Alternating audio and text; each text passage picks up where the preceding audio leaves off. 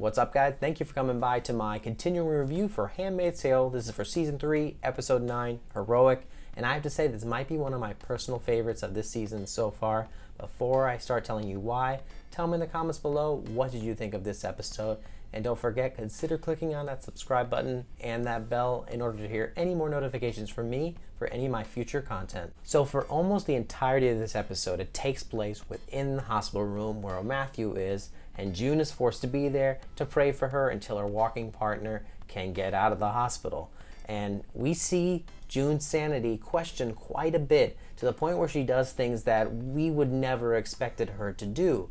And throughout the entire 50 minutes, she encounters Janine, Serena, and Lydia, the other handmaids, and she's also talking to the doctor. She confesses things to him. He thinks that she is going a little crazy because of her being isolated in that room, and she eventually leaves and she wants to come back to stay with her, and that's her point of redemption because she realizes what she's been doing. And it's just so much happens, but in the end, it's all about June and how she is finally realizing that this is something that she shouldn't be doing this way. Now, to answer the question from earlier, why I personally like this episode, I can answer it from a technical aspect and a storytelling aspect.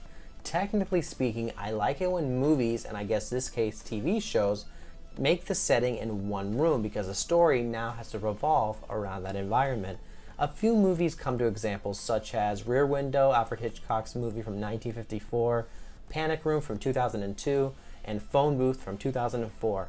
All of them are thrillers, and they're all taking place within that one bit of environment, and that's where the story starts to blossom. And as long as you have good writing, you can create a very thrilling story. And here, as I already mentioned, she had been encountering all these different characters, and her sanity is also being questioned.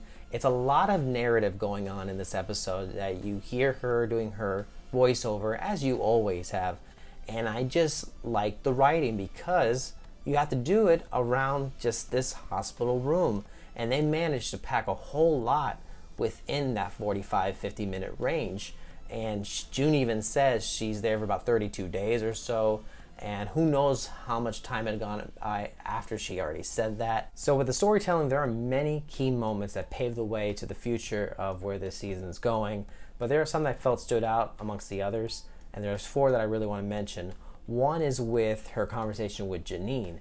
You see Janine as still that kind person, but she pretty much tells June off, telling her that she's been selfish, that she's saying it's always about her. And she's kind of right now that I think about it, because this has always been on the back of my mind that June is a character that she just wants to get her daughter out, which is entirely okay. I mean, that's what mother wouldn't do that, but she's doing it to the point where others are getting killed now. Oh, Matthew nearly died. The baby almost died.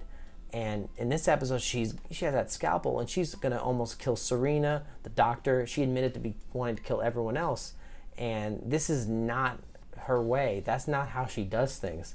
So that's why she's going all crazy now, and she's really having her sanity tested. And as I said before, at the end, she's redeemed from all this, and she's realizing what she's been doing. And I think Janine was really that turning point in order for her to realize that. Next, I want to mention Serena and the doctor.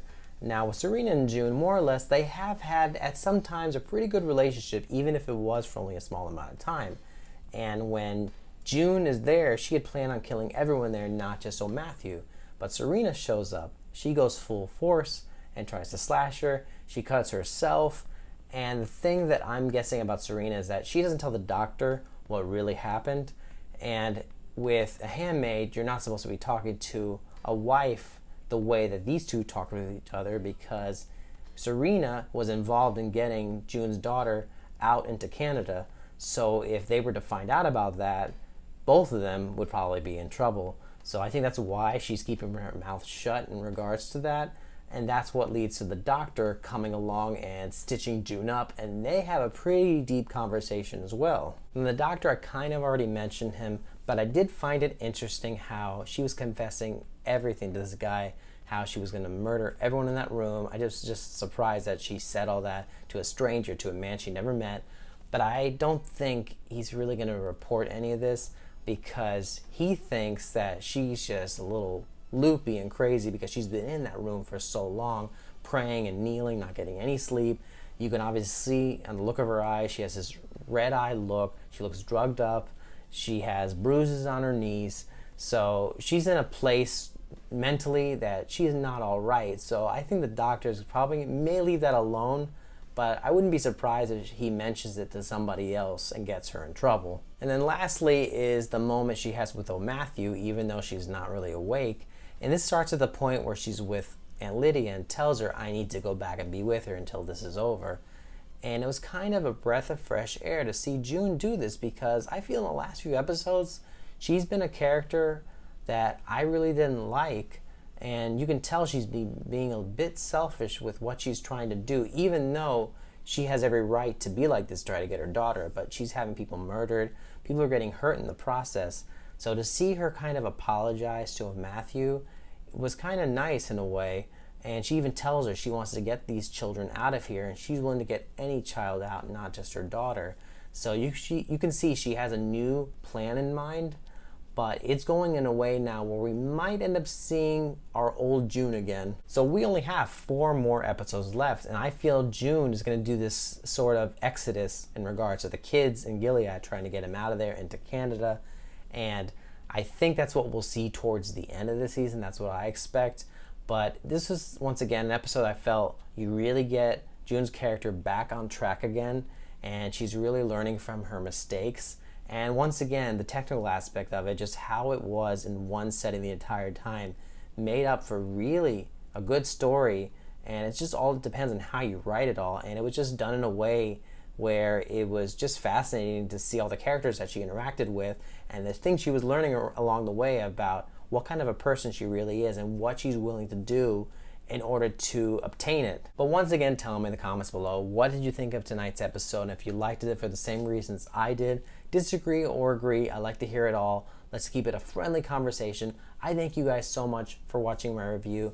Give it a like if you liked it. Don't forget to subscribe to hear any more reviews from me. I will be back next week with episode 10. Y'all have a great day. I'll see you later.